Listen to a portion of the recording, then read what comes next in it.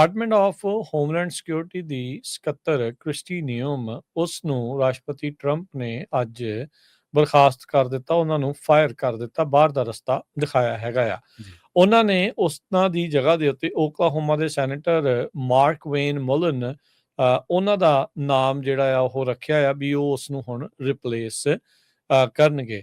Trump ਉਹਨਾਂ ਨੇ ਧੰਨਵਾਦ ਕੀਤਾ ਕ੍ਰਿਸਟੀ ਨਿਯਮ ਦਾ ਉਹਨਾਂ ਦੀ ਸਰਵਿਸ ਦੇ ਲਈ। ਟਰੂਥ ਸੋਸ਼ਲ ਦੀ ਪੋਸਟ ਦੇ ਜ਼ਰੀਏ ਉਹਨਾਂ ਨੇ ਜਿਹੜਾ ਆ ਕ੍ਰਿਸਟੀ ਨਿਯਮ ਆ ਉਹਨਾਂ ਨੂੰ ਫਾਇਰ ਇੱਕ ਹਿਸਾਬ ਦੇ ਨਾਲ ਕੀਤਾ ਆ। ਕਹਿੰਦੇ ਵੀ ਬੜੇ ਵਧੀਆ ਨਿਊਮਰਸ ਤੇ ਸਪੈਕਟੈਕੂਲਰ ਰਿਜ਼ਲਟਸ ਜਿਹੜੇ ਆ ਉਹ ਰਹੇ ਆ ਤੇ ਹੁਣ ਉਹਨਾਂ ਨੂੰ ਇੱਕ special envoy for the shield of the Americas ਇਹ ਕੋਈ ਨਵੀਂ ਇੱਕ ਅਹੁਦਾ ਬਣਾਇਆ ਆ ਟਰੰਪ ਹੁਣਾਂ ਨੇ।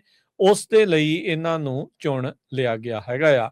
31 ਮਾਰਚ ਤੱਕ ਕ੍ਰਿਸਟੀ ਨਿਯਮ ਅਜੇ ਵੀ ਡਿਪਾਰਟਮੈਂਟ ਆਫ ਹੋਮਲੈਂਡ ਸਿਕਿਉਰਿਟੀ ਦੀ ਜਿਹੜੀ ਸਕੱਤਰ ਦੀ ਭੂਮਿਕਾ ਦੇ ਵਿੱਚ ਰਹਿਣਗੇ। ਵਾਈਟ ਹਾਊਸ ਦੀ ਪ੍ਰੈਸ ਸਕੱਤਰ ਕੈਰੋਲਿਨ ਲਵਿਟ ਉਹਨਾਂ ਨੇ ਕਿਹਾ ਵੀ ਟਰੰਪ ਐਡਮਿਨਿਸਟ੍ਰੇਸ਼ਨ ਜਿਹੜਾ ਉਹ ਹੁਣ ਕੰਮ ਕਰੇਗਾ ਮੁਲਨ ਨੂੰ ਜਲਦੀ ਤੋਂ ਜਲਦੀ ਕਨਫਰਮ ਕਰਨ ਦੇ ਲਈ।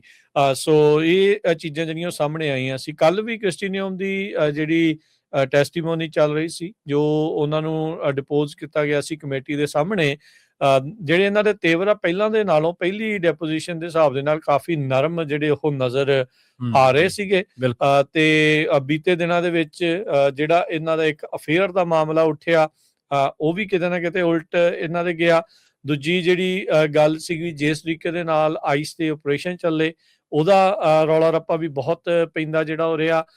ਤੀਜੀ ਜਿਹੜੀ ਗੱਲ ਇਹ ਵੀ ਸੀਗੀ ਵੀ ਇੱਕ $220 ਮਿਲੀਅਨ ਦੀ ਜਿਹੜੀ ਐਡ ਕੈਂਪੇਨ ਜਿਸ ਦੇ ਵਿੱਚ ਇਹ ਆਪ ਹੀਰੋਇਨ ਦੇ ਤੌਰ ਦੇ ਉੱਤੇ ਸੀਗੇ। ਇਹਨਾਂ ਨੂੰ ਮੀਮਸ ਦੇ ਵਿੱਚ ਮਜ਼ਾਹੀਆ ਜਿਹੜੇ ਤਰੀਕੇ ਦੇ ਨਾਲ ਆਈਸ ਬਾਰਬੀ ਦੇ ਤੌਰ ਦੇ ਉੱਤੇ ਵੀ ਸੱਦਿਆ ਜਿਹੜਾ ਉਹ ਜਾਂਦਾ ਰਿਹਾ ਇਹਨਾਂ ਦੇ ਆਲੋਚਕਾਂ ਦੇ ਦੁਆਰਾ। ਸੋ ਉਹ ਸਾਰੀ ਜਿਹੜੇ ਕਿਤੇ ਨਾ ਕਿਤੇ ਕਾਰਨ ਰਹੇ ਆ। ਇੱਕ ਹੋਰ ਕਾਰਨ ਵੀ ਇਹ ਵੀ ਰਿਹਾ ਵੀ ਇਹਨਾਂ ਨੇ ਇੱਕ ਕਿਤਾਬ ਦੇ ਵਿੱਚ ਡੌਗ ਨੂੰ ਇੱਕ ਕੁੱਤੇ ਨੂੰ ਮਾਰਨ ਦੀ ਗੱਲ ਜਿਹੜੀ ਉਹ ਆਖੀ ਸੀ।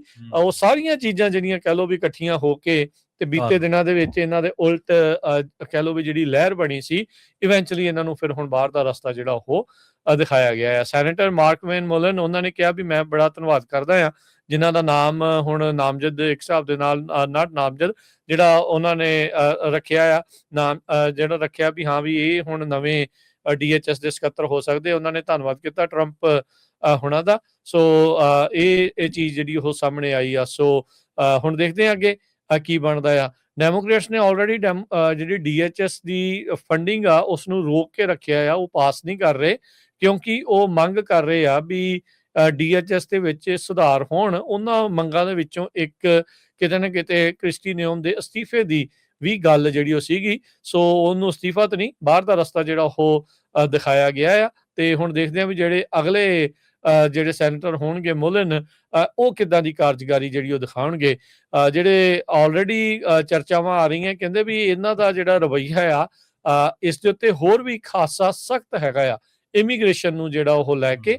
ਸੋ ਕਿਸ ਤਰੀਕੇ ਦੇ ਨਾਲ ਉਹ ਇਸ ਪੂਰੇ ਘਟਨਾਕ੍ਰਮ ਨੂੰ ਜਾਂ ਇਹਨਾਂ ਸਾਰੀਆਂ ਚੀਜ਼ਾਂ ਨੂੰ ਨਜਿੱਠਣਗੇ ਇਹ ਦੇਖਣ ਵਾਲੀ ਜਿਹੜੀ ਉਹ ਗੱਲ ਹੁਣ ਅੱਗੇ ਰਹੇਗੀ। ਜੀ।